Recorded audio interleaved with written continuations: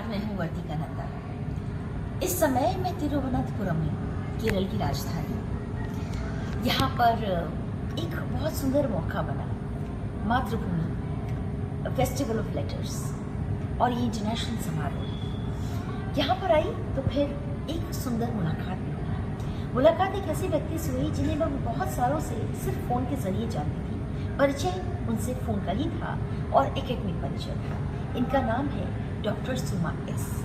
Doctor सुमा से जो ये पहली मुलाकात है उसमें इनके साथ ये किताबें भी आई और सोचा इन किताबों पर बात की जाए। पहले बात मैं इस किताब पर करूँगी, नया साहित्य नए प्रश्न, जिसकी वजह से मेरी मुलाकात डॉक्टर सुमा से।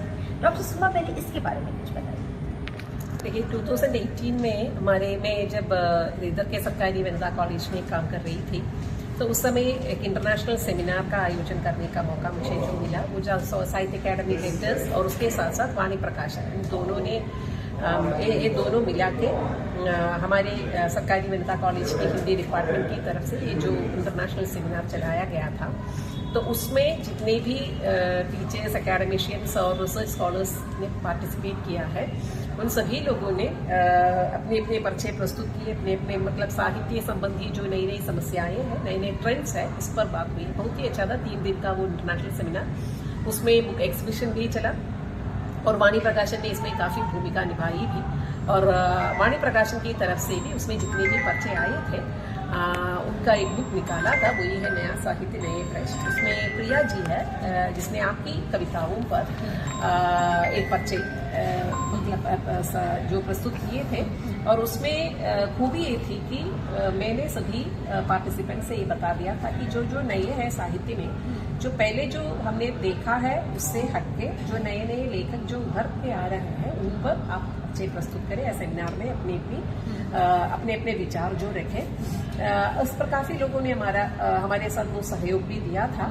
तो इसके पहले मैं आपके ये जो वर्तिका नंदा नाम जो है वो आपकी जेल पर आपने जो किताब लिखी थी उस पर, इसलिए मेरा आपसे परिचय था। तो वो मैंने काफ़ी देखा, जैसे कि हम जेल के अंदर जो जितने भी लोग हैं उसके बारे में काफ़ी बातें नहीं कर रहे। वो जो उनको अपराधी समझकर, हाँ अपराधी तो है और अपराध किया, लेकिन ये नहीं सोचते कि उन अपराध करने के पीछे या गुनाह करने के पीछे कोई कारण तो होगा। लेकिन आपने उन कारणों को ढूंढा और उन पर भी जो सहानुभूति नहीं, हम जो कहते हैं ना अनुताप या समानुभूति, क्योंकि हम कहते हैं, तो उस समानुभूति की दृष्टि से आपने जो किताब लिखा, इसलिए आपसे मैं परिचित थी उस किताब के जरिए, लेकिन देखा नहीं था।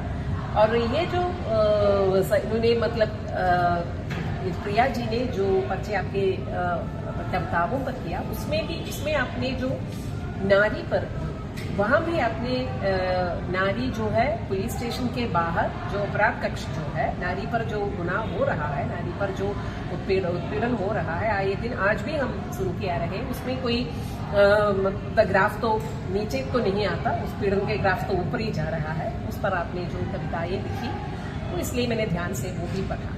उसके बाद अचानक आपसे मेरी मुलाकात होने ही वाली थी, लेकिन आपने ही मुझे वो जो फोन करके मुझे बुलाया था, क्योंकि ये जो वाणी प्रकाशन की तरफ से निकला था। तो ये जो हमारी कुछ कविताएं थी उस पर ये चैप्टर लिखा गया है इस बहुत ही सुंदर एडिटेड किताब में। और इसके अलावा ये कुछ और किताबें हैं जो डॉक्टर सुमा ने यहाँ केरला में रहते हुए लिखी हैं। इतने सालों तक ये हिंदी विभाग से जुड़ी रही और फिर प्रिंसिपल की पोजीशन से ये रिटायर्ड हुई। और बड़ा अच्छा लग रहा है कि मैं नॉर्थ इंडिया से आई हूँ और देख रही हूँ कि साउथ इंडिया में हिंदी को लेकर कितना ज़बरदस्त काम किया गया है। और आपकी भाषा का जो प्रवाह है और जो उसकी शुद्धता है वो भी बहुत प्रभावित करती है। मैंने तुम्हारा क्या बिगाड़ा है, प्राणवायु, फिल्म सफ़र, प्रयोगधर्मी अज्ञेय, वाद से विमर्श तक, चेतना प्रवाह के प्रवर्तक, कमाल है। इन किताबों को आपने लिखा। कैसा रहा है आपका अनुभव टीचिंग का और लिखने का?